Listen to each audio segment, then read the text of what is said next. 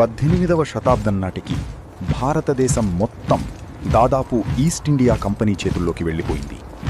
ఎంతోమంది రాజులు బ్రిటిష్ వారి ఫిరంగులకు భయపడి మోకరిల్లారు. భారతీయ సైనికులు కేవలం కత్తులు, బల్లేలతో మాత్రమే యుద్ధం చేయగలరని, ఆధునిక ఆయుధాలు వాళ్లకు తెలియవని బ్రిటిష్ జనరల్స్ ఒక భయంకరమైన అహంకారంలో ఉండేవారు. వారి దగ్గర ఉన్న మస్కెట్ తుపాకులు, ఫిరంగుల ముందు ఏ భారతీయ రాజు నిలబడలేడనేది వారి గట్టి నమ్మకం. ఆ నమ్మకంతోనే దక్షిణ భారతదేశంపై కన్నేశారు. కానీ మైసూర్ రాజ్యాన్ని పాలిస్తున్న హైదర్ అలీ, ఆయన కొడుకు టిప్పు సుల్తాన్ వారి పాలిట యమకింకరులుగా మారతారని వాళ్లు ఊహించలేదు. టిప్పు సుల్తాన్ కేవలం ఒక రాజు మాత్రమే కాదు, అద్భుతమైన శాస్త్రవేత్త మరియు వ్యూహకర్త.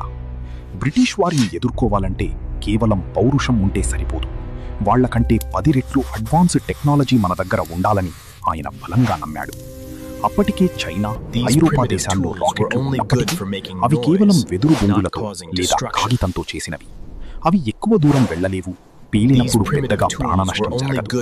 కేవలం శబ్దంతో భయపెట్టడానికి మాత్రమే అవి పనికొచ్చేవి. కానీ టిప్పు సుల్తాన్ మనస్సులో ఒక విధ్వంసకరమైన ఆలోచన. ఒకవేళ ఆ రాకెట్లకు ఇనుము, ఐరన్ కేసింగ్ను ఉపయోగిస్తే ఏమవుతుంది? ఇది ఆనాటి ప్రపంచ చరిత్రను మార్చేయబోయే మొదటి అడుగు. కానీ ఇనుముతో రాకెట్ చేయడం అంత సులభం కాదు. ఒక్క చిన్న లెక్క తప్పినా అది వాళ్ల మీదే పేలిపోతుంది. మరి ఆ అసాధ్యాన్ని ఎలా సుసాధ్యం చేశారు? మైసూర్ రాజ్యంలో అత్యంత రహస్యంగా ఒక ఆయుధ కర్మాగారం ప్రారంభమైంది. ప్రపంచంలోని మొట్టమొదటి ఐరన్ కేస్డ్ రాకెట్స్, ఇనుప కవచం గల రాకెట్లు తయారీ మొదలైంది. వెదురు బదులు ఇనుప గొట్టాలను వాడటం వల్ల అందులో కూరే గన్ పౌడర్, మందుగుండు సామర్థ్యం 10 రెట్లు పెరిగింది. ఇది మామూలు విషయం కాదు. దీని వెనుక అత్యున్నత స్థాయి థర్మోడైనమిక్స్ మరియు మెటలర్జీ సైన్స్ దాగి ఉంది. ఈ రాకెట్లకు ఒకవైపు పదునైన కత్తిని లేదా వెదురు కర్రను బ్యాలెన్స్ కోసం కట్టేవారు. ఇనుప గొట్టం వల్ల రాకెట్ లోపల విపరీతమైన పీడనం, ప్రెషర్ పెరిగి అది గంటకు 100 కిలోమీటర్ల వేగంతో 2 కిలోమీటర్ల దూరం వరకు దూసుకెళ్లేది. ఆ కాలంలో ఏ యూరోపియన్ ఆయుధానికి ఇంత రేంజ్. టిప్పు సుల్తాన్ తన ఇంజనీర్లతో కలిసి రాత్రింబవళ్లు ఈ రాకెట్ల డిజైన్ను మార్చుతూ ప్రయోగాలు చేశాడు. రాకెట్ గాలిలో ఎగురుతూ శత్రువుల మీద పడగానే పేలిపోయేలా, లేదా గాలిలోని చక్రంలా తిరుగుతూ కత్తులతో శత్రువుల తలలు తెగ్గోసేలా వీటిని డిజైన్ చేశారు. ఈ టెక్నాలజీ ఎంత సీక్రెట్గా ఉంచారంటే బ్రిటిష్ గూఢచారులకు కూడా మైసూర్ కోటలో ఏం జరుగుతోందో కనీస సమాచారం దొరకలేదు. ఆ ఆయుధం తయారైంది. ఇక దాన్ని పరీక్షించాల్సిన సమయం వచ్చింది. ఆ ప్రయోగశాల నేరుగా బ్రిటిష్ వారి యుద్ధక్షేత్రమే అయింది. ఆ ఆయుధం మొదటిసారి యుద్ధభూమిలోకి అడుగుపెట్టిన రోజు బ్రిటిష్ సైనికులు నరకాన్ని భూమి మీద చూశారు. ఆ భయంకరమైన రాత్రి ఏం జరిగింది? సెప్టెంబర్ 1780, రెండవ ఆంగ్లో మైసూర్ యుద్ధం. కర్నల్ విలియం బైలీ నాయకత్వంలో వేలాది మంది బ్రిటిష్ సైనికులు పొల్లిలూరు వద్ద మోహరించారు.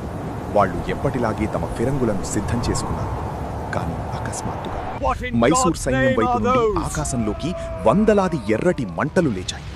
బుసకొట్టే పాముల్లాంటి శబ్దంతో ఆ మంటలు బ్రిటిష్ సైన్యం మీదకు దూసుకొచ్చాయి.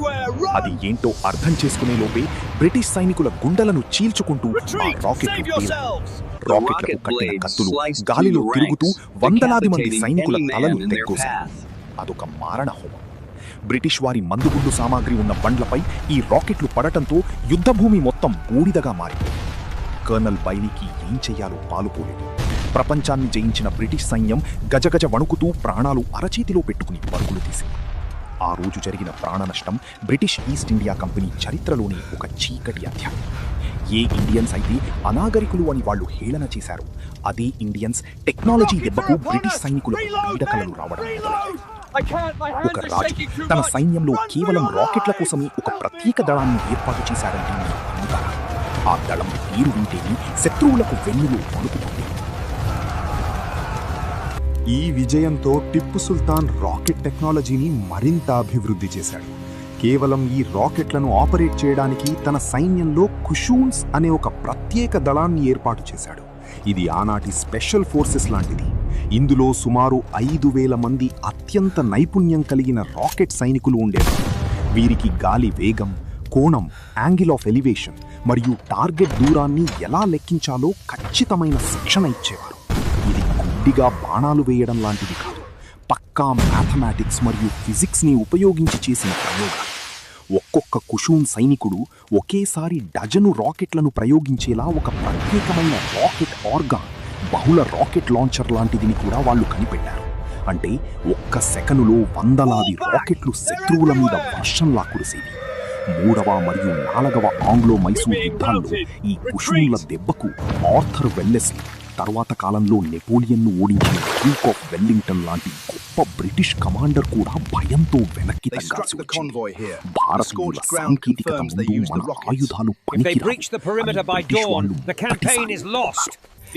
రంగంలో ఓడించలేమని అర్థమయ్యాక బ్రిటిష్ వాళ్ళు చీకటి వ్యూహం పన్నారు. చరిత్రను మార్చేసిన ఆ మహాద్రోహమేంటి? మైసూర్ రాకెట్ల గురించిన వార్తలు సముద్రాలు దాటి లండన్ నగరానికి చేరుకున్నాయి. ఇండియాలో ఉన్న బ్రిటిష్ సైనికులు లండన్కు పంపిన లేఖల్లో ఎగిరే రాక్షసులు, ఫ్లయింగ్ డీమన్స్ అని ఈ రాకెట్లను వర్ణించారు. బ్రిటిష్ పార్లమెంట్ ఒక్కసారిగా ఉలిక్కిపడింది. అప్పటి వరకు తమను తాము ప్రపంచంలోని అత్యంత మేధావులుగా, ఆధునిక సమాజంగా ఫీలవుతున్న బ్రిటిష్ వాళ్లకు ఒక భారతీయ రాజు తమ కంటే 100 సంవత్సరాలు ముందున్నాడు అనే నిజం మింగుడు పడలేదు. టిప్పు సుల్తాన్ను ఎదుర్కోవడానికి ఎంతమంది సైన్యాన్ని పంపినా ప్రయోజనం లేకుండా పోయింది. వారి ఫిరంగుల రేంజ్ కంటే టిప్పు రాకెట్ల రేంజ్ చాలా ఎక్కువ కావడంతో బ్రిటిష్ వాళ్లు దగ్గరకు రాకముందే చనిపోతున్నారు. ఈ ఆయుధాన్ని ఎలాగైనా దొంగిలించాలి, దాని టెక్నాలజీని మనం సొంతం చేసుకోవాలి అని లండన్లోని ఇంజనీర్లు డిసైడ్ అయ్యారు. కానీ శ్రీరంగపట్నం కోటలోకి అడుగుపెట్టడం సాధ్యం కాని పని. అప్పుడే బ్రిటిష్ వాళ్ళు తమ అతిపెద్ద ఆయుధాన్ని బయటకి తీశారు. అది ద్రోహం. డబ్బు మరియు అధికారం ఆశ చూపి సొంత మనుషులని కొనియడం. 1799 శ్రీరంగపట్నం కోట లోపల సొంత మనుషులు గుండుపోటు పొడిచారు. ఆ చీకటి రాత్రి అసలు ఏం జరిగింది? 1799 మే 4 4వ ఆంగ్లో మైసూర్ యుద్ధం. శ్రీరంగపట్నం కోటను బ్రిటిష్ సైన్యం చుట్టుముట్టింది. ఎన్ని రోజులు గడిచినా వాళ్ళు కోట లోపలికి రాలేకపోయారు. కానీ అప్పుడే చరిత్రలో అత్యంత నీచమైన ద్రోహం జరిగింది. టిప్పు సుల్తాన్ నమ్మిన బంటు, అతని ముఖ్యమంత్రి అయిన మీర్ సాదిక్ బ్రిటిష్ వాళ్లతో చేతులు కలిపాడు. కోట గోడల మీద ఉన్న రాకెట్ సైనికులకు జీతాలిస్తానని అబద్ధం చెప్పి వాళ్లను కిందకు పిలిపించాడు. అదే సమయంలో మందుగుండు సామాగ్రి మీద నీళ్లు చల్లారు. బ్రిటిష్ సైన్యం సునాయాసంగా కోటలోకి ప్రవేశించింది. మోసం జరిగిందని తెలుసుకున్న టిప్పు సుల్తాన్ ప్రాణభిక్ష కూరుకోలేదు. ఒక సామాన్య సైనికుడిలా కత్తి పట్టుకుని బ్రిటిష్ వాళ్ల మీదకు సింహంలా దూకాడు. తుపాకీ తూటాలు శరీరంలోకి దిగుతున్న చివరి రక్తపు బొట్టు వరకు పోరాడి వీరమరణం పొందాడు. కోటను వశం చేసుకున్న బ్రిటిష్ వాళ్లకు బంగారం, వజ్రాలు కనిపించలేదు. వాళ్ళ కళ్ళు వెతికింది ఒకే ఒక్కదాని కోసం. అది ఆ రాకెట్ కర్మాగారం. టిప్పు సుల్తాన్ మరణం తర్వాత బ్రిటిష్ వాళ్లు చేసిన పని భారతీయ సైన్స్ చరిత్రలోని అతిపెద్ద దొంగతనం. వాళ్ళు ఆ టెక్నాలజీని ఏం చేశారు? కోటను ఆక్రమించిన వెంటనే బ్రిటిష్ వాళ్లు సుమారు 700 ప్రాథమిక రాకెట్లను, 900కు పైగా రాకెట్ పరికరాలను స్వాధీనం చేసుకున్నారు. వాటన్నింటినీ అత్యంత జాగ్రత్తగా ప్యాక్ చేసి ఇంగ్లాండ్లోని వుల్విచ్ ఆర్సనల్కు పంపించారు. అక్కడ విలియం కాంగ్రీవ్ అనే బ్రిటిష్ సైంటిస్ట్ ఈ రాకెట్లను విడదీసి దాని వెనక ఉన్న సైన్స్ను, ఇనుపగొట్టాల రహస్యాన్ని డీకోడ్ చేశాడు.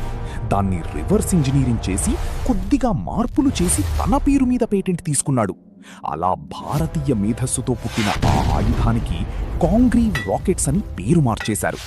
ఈ దొంగిలించిన టెక్నాలజీతోనే బ్రిటిష్ వాళ్ళు ఆ తర్వాత అమెరికా మీద, ఫ్రాన్స్ మీద యుద్ధాలు చేసి గెలిచారు. అమెరికా జాతీయ గీతంలో ద రాకెట్స్ రెడ్ గ్లేర్ అనే పదం ఉంటుంది. ఆ రాకెట్లు మరెవరివో కాదు, మైసూర్ నేల మీద పుట్టిన టిప్పు సుల్తాన్ రాకెట్లే. మన టెక్నాలజీతో వాళ్ళు ప్రపంచాన్ని జయించారు. కానీ మనకు మాత్రం చరిత్ర పుస్తకాల్లో పాములను ఆడించే వాళ్లలా అజ్ఞానుల్లా ముద్ర వేశారు. మన దేశం మరిచిపోయిన ఈ చరిత్రను ప్రపంచంలోని అతి పెద్ద స్పేస్ ఏజెన్సీ నాసా ఎందుకు గుర్తుపెట్టుకుంది? ఈ ఒక్క సాక్ష్యం చాలు మన గొప్పదనం చెప్పడానికి.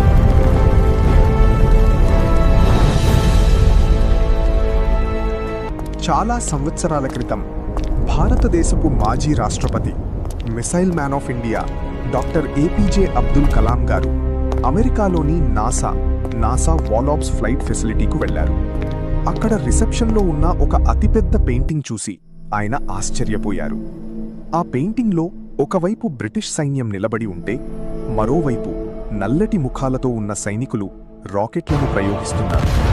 ఆ సైనికులు మరెవరో కాదు, మన భారతీయులు, టిప్పు సుల్తాన్ ఖుషూన్ సైనికులు. ప్రపంచంలోనే అత్యుత్తమ టెక్నాలజీ సంస్థ అయిన నాసా రాకెట్ టెక్నాలజీకి ఆద్యులు, పయనీయర్స్ భారతీయులే అని గర్వంగా తమ గోడల మీద వేసి గౌరవిస్తుంటే, మన దేశంలో మాత్రం చాలా మందికి ఈ నిజం తెలియకపోవడం ఎంత బాధాకరం. మన చరిత్ర అనేది కేవలం బ్రిటిష్ వాళ్ళు రాసిన బానిస కథ కాదు. అందులో సైన్స్ ఉంది, టెక్నాలజీ ఉంది, ప్రపంచాన్ని గడగడలాడించిన వీరత్వం ఉంది. టిప్పు సుల్తాన్ వివాదాస్పద రాజు కావచ్చు, కానీ భారతదేశ శాస్త్ర సాంకేతిక రంగంలో ఆయన మరియు ఆయన తండ్రి హైదర్ అలీ చేసిన ఈ రాకెట్ ఆవిష్కరణను చరిత్ర ఎప్పటికీ చెరిపేయలేదు.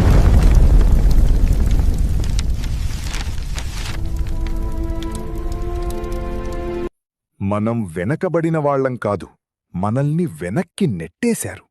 మన టెక్నాలజీని దొంగిలించి వాళ్ల లేబుల్స్ వేసుకుని మనకేం తెలియదని నమ్మించారు. ఈరోజు మనం చూస్తున్న ఆధునిక రాకెట్లు, మిసైల్స్ అన్నింటికీ పునాది ఆనాడు మైసూర్ నేల మీద పుట్టిన ఆ ఇనుప రాకెట్లు. చరిత్రలో వాళ్ళు దాచిన ఇలాంటి నిజాలు ఇంకా ఎన్నున్నాయో కదా. మన పూర్వీకుల How many more అద్భుతమైన such ఆవిష్కరణ truths గురించి are hidden in the vaults మీరేమనుకుంటున్నారు? of history? ఇది మీ స్నేహితులకు, పిల్లలకు తెలియాల్సిన అవసరం లేదా? మీ అభిప్రాయాన్ని కామెంట్స్లో చెప్పండి. ఇలాంటి మరిన్ని దాచబడిన చరిత్రలు, మిస్టరీల కోసం వెంటనే మన ఛానల్ని సబ్స్క్రైబ్ చేసుకోండి. ఈ వీడియోను ప్రతి భారతీయుడికి షేర్ చేయండి. Subscribe now.